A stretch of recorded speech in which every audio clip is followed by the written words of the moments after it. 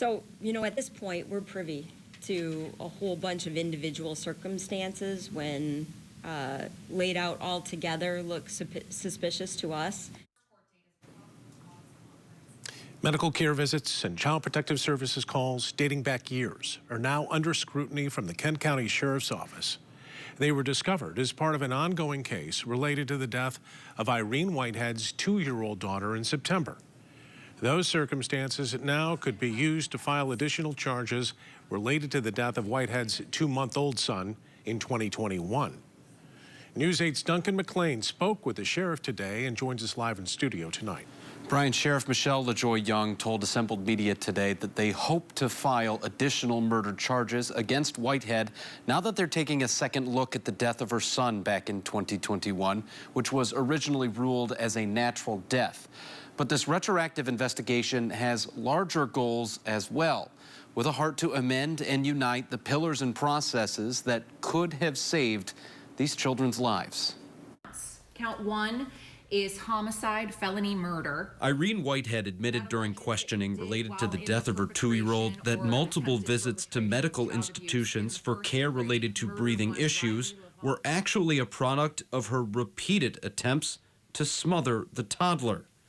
That 4 years after her 2-month-old baby Leo was ruled to have died from para-influenza viral type pneumonia. Now, a new investigation into that death is looking for any indications of a similar pattern of unperceived abuse. What will help us with that investigation are any statements that Irene may have made to you, any text messages, maybe anything that you saw that seemed inconsistent at the time, or maybe not so important at the time, but now in reflection of the bigger case, seems like it may be helpful to us.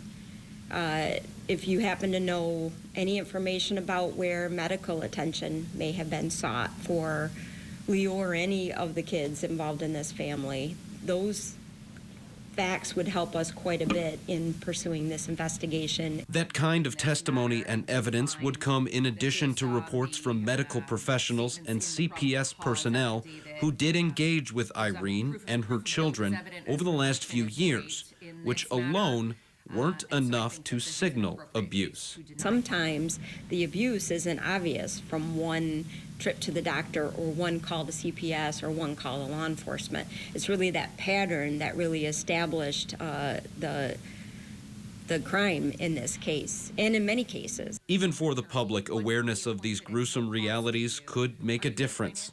In this case, indicators as subtle as social media conversations among family or Google search history pointed to a clandestine, sinister relationship between Irene and her children, some of which was confirmed by the children themselves in discovered video. If you find yourself uneasy about the way a child's being treated, or the story the mom's telling about what the child's going through, it might warrant getting some help on it. That, when you don't even allow it to enter into your mind that these things are possible, you allow yourself to talk yourself out of thinking, of being suspicious yourself.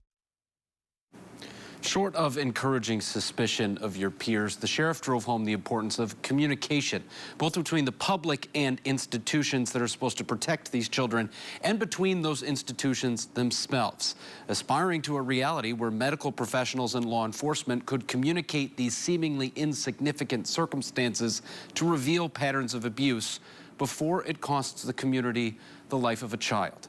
If you do have any information that could help in either of these investigations, we have a link to directly submit through a portal on our website, woodtv.com. Brian.